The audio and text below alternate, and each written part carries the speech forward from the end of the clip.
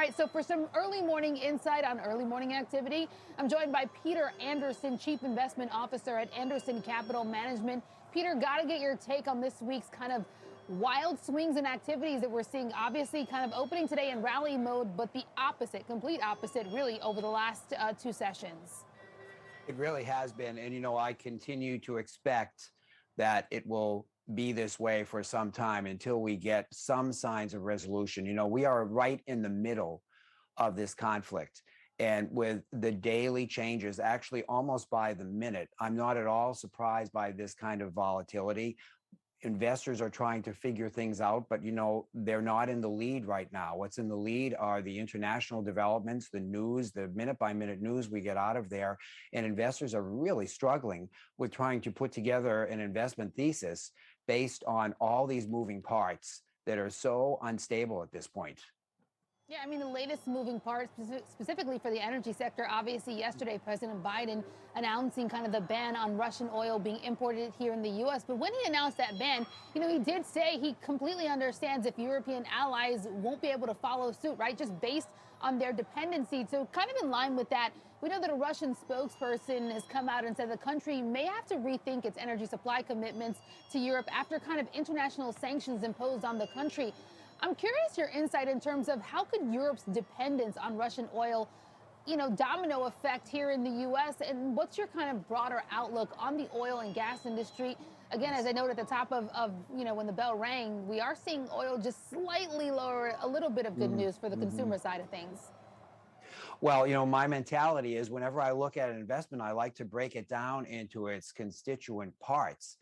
The oil industry is menacingly difficult to do on a global basis. There's just so many interconnected supply routes.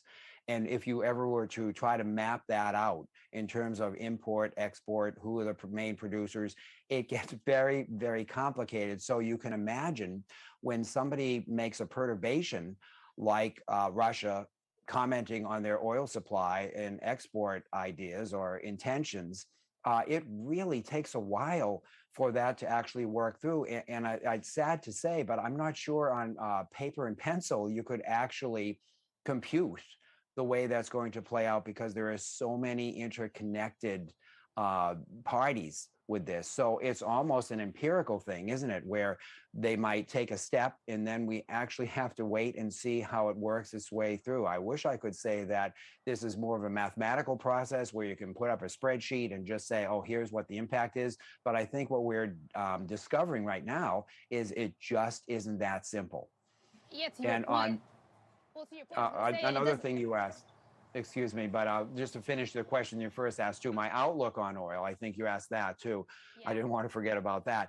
There's two outlooks, right? You have to have a short term and a long term. The long term, I certainly think oil will stabilize back to more reasonable levels. But right for now, it's anybody's guess what the highest print will be for oil, depending upon how this conflict resolves.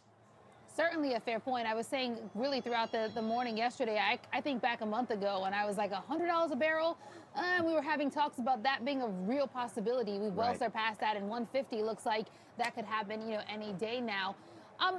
Curious, if the U.S. were to compensate for Russian oil exports, that would mean the country essentially is going to have to burn more coal, and then bolster its gas pipeline.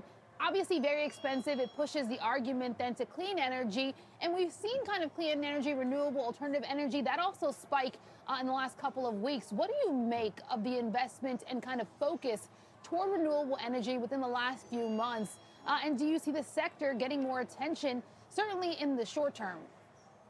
Well, it is a great time for activists to focus on alternative energy and, simplistically see if we were this much further along, then this wouldn't be much of an issue. But in reality, my opinion is that we are very, very far from being, let's say, energy independent, clean energy independent. Okay.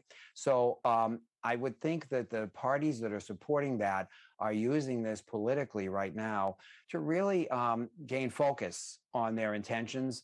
But I do think in the short term, we will be really maybe even rationing if we can't get supply up. And restarting oil drilling, et cetera, that takes at least 6 to 9 months. So I would say for the next 6 months, we're going to have a lot of vocal parties commenting on maybe you should be doing this, maybe you should be doing that. And I don't see any resolution. I think it's a lot of political advantage right now to talk about those two things. I think tomorrow, what we really have to figure out is how are we going to run a country for now, not necessarily in the 2 or 5 year horizon, which is a totally different discussion, right? But I think that this conflict has really exacerbated those sensitive points for all sides.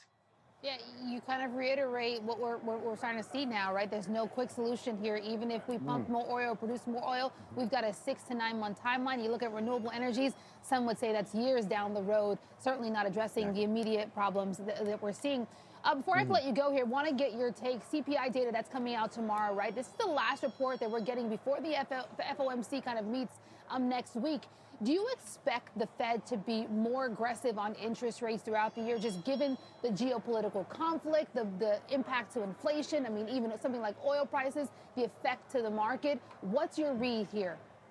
Well, I've been a Fed watcher, all my career, and I will tell you, I really don't envy the Fed meeting next week. If I were the Fed, I think it's one of the most difficult meetings, and I'm including, 2008, Y2K, 9/11, all of those issues. I think this one is extremely difficult because of this sudden surprise that we've had internationally and the energy issues. It is a really complicated discussion to have and to emerge from that meeting. Just think of it, after several hours, emerge from that meeting with a consensus about what should be done.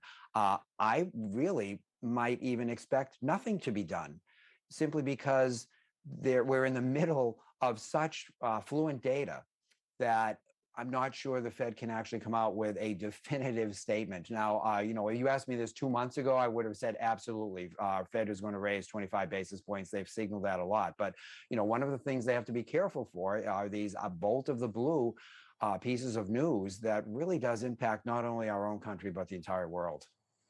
Yeah, I mean, to your point there, even a month ago, a 50, Mm, point basis hike, the probability of that was pretty much 50-50. That is weighing down exactly. to 10% at best in terms of Yes. seeing a 50-point basis hike, this first hike. Peter, really Mhm. appreciate your insight. Peter Andersen, Chief Investment Officer at Andersen Capital Management. Thank you so much.